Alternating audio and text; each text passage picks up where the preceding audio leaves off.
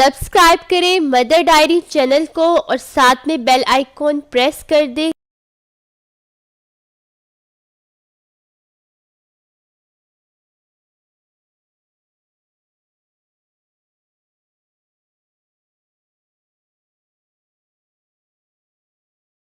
السلام علیکم ناظرین، مدر ڈائری میں آپ کو ویلکم کرتی ہوں۔ آج کی ویڈیو میں ہم بات کریں گے کہ اگر کسی بچے کو بہت تیز بخار ہو جائے تو اس کی کیا کیا ریزن ہو سکتی ہے اور اس کے لیے فوری ابتدائی طبی امداد کیا دی جا سکتی ہے، اس کی تشخیص کے لیے کون سے ٹیسٹ کروانے چاہیے اور علاج کے لیے آپ کو کیا کیا کرنا چاہیے اور گھر میں کیا کیا آپ اقتدامات کر سکتی ہیں بچوں کے تیز بخار کو کم کرنے کے لیے۔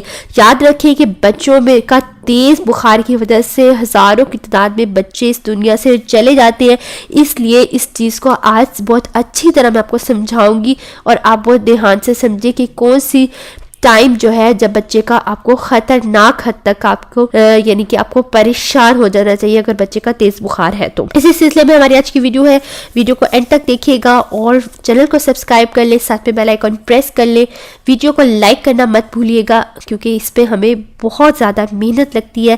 ویڈیو کو لائک کرنے سے ہمیں جو ہے بہت زیادہ خوشی ہوتی ہے۔ تو چلیے سٹارٹ کرتے ہیں۔ انسانی جسم میں ٹمپریچر یعنی درجہ حرارت کے نارمل سے زیادہ اضافے کو ہائپر پیریکسیا کہتے ہیں۔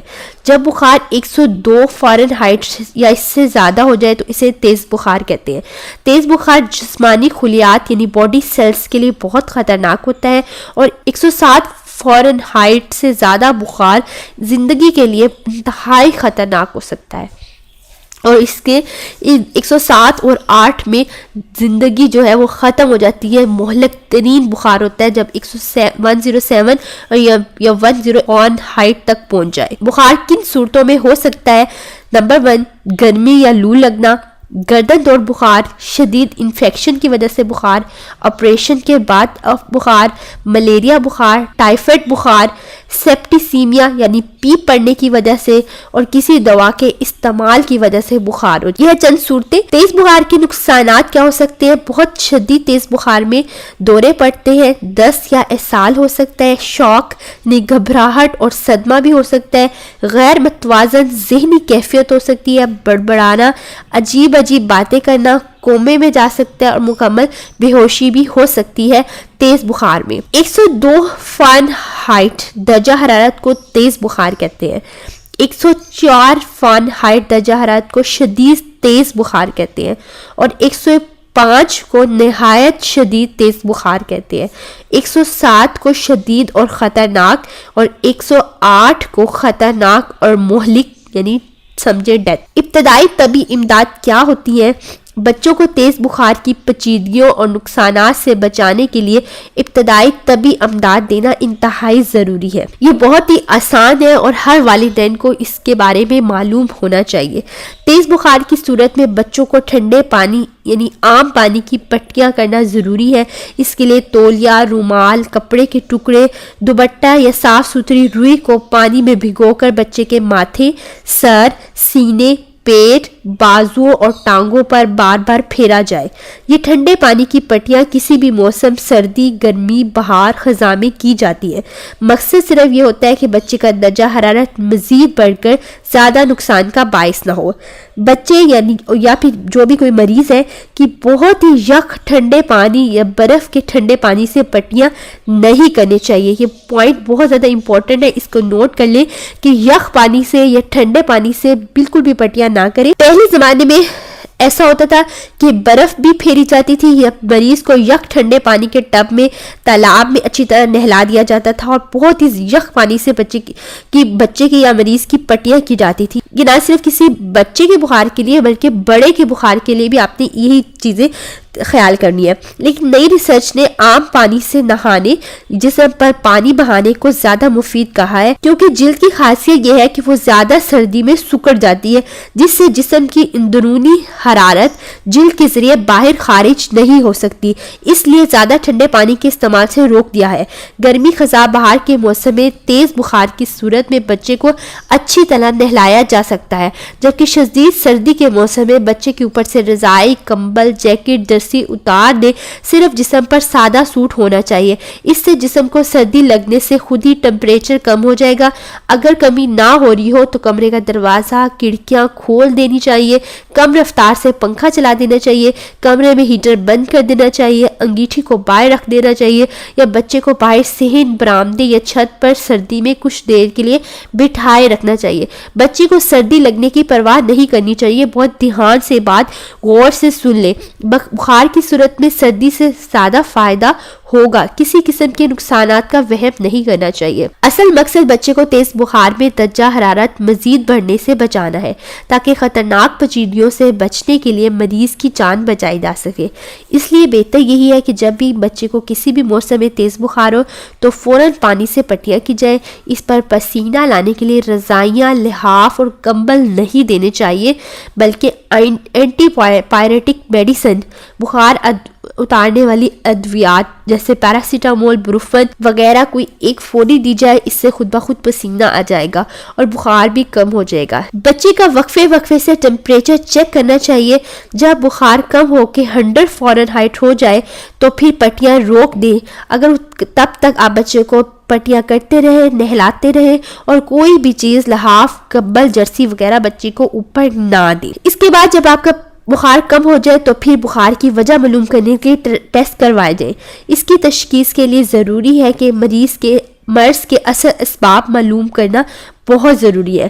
مریض کے معائنہ، ہسٹری، موسم کو مد نظر رکھتے ہوئے بعض دفعہ تشخیص آسان ہو جاتی ہے۔ اس کے ساتھ ساتھ بعض ٹیسٹوں کی بھی ضرورت پیش آ سکتی ہے۔ اگر ملیریا کا شک ہو تو مریض کے خون کا ٹیسٹ MP کروایا جائے گا۔ اگر ٹائیفائڈ کے شک ہو تو مریض کے خون کا ٹیسٹ ویڈال کروایا جاتا ہے۔ چھاتی کے انفیکشن کا اگر خطرہ ہو تو چھاتی کا ایکس رے کروایا جاتا ہے۔ پیشاب کے راستے کی انفیکشن کو جاننے کے لیے پیشاب ٹیسٹ، یورین ٹیسٹ کروایا جاتا ہے۔ جسم میں کسی انفیکشن کو دیکھنے کے لیے بلڈ کمپلیٹ ایگزامینیشن ٹیسٹ کروایا جاتا ہے۔ گرمی کے موسم میں لو لگ سکتی ہے، کسی آپریشن یا زخم کی صورت میں اس میں پیپ پڑ سکتی ہے، جسم کے کسی حصے میں انفیکشن ہونے سے پیپ جمع ہو سکتی ہے، کوئی بھی جسمانی اعضاء کی انفیکشن ہو سکتی ہے، بیکٹیریا یا وائرس کے جسم پر حملے سے انفیکشن ہو سکتی ہے۔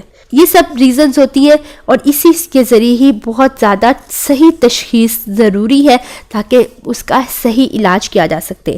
صحیح تشخیص کے بعد علاج کے لیے ادویات تجویز کی جاتی ہے جو کہ ڈاکٹر تجویز کریں گے۔ سخت گرمیوں کے موسم میں لو لگنے کے پیش نظر مریض کو آرام دہ اور ٹھنڈے کمرے والی جگہ منتقل کر دیا جائے۔ اگر بچے کو ایئر کنڈیشن کمرے میں منتقل کر دیا جائے تو بہتر ہے کہ بچے کو ایئر کنڈیشن والے کمرے میں منتقل کر دیا جائے۔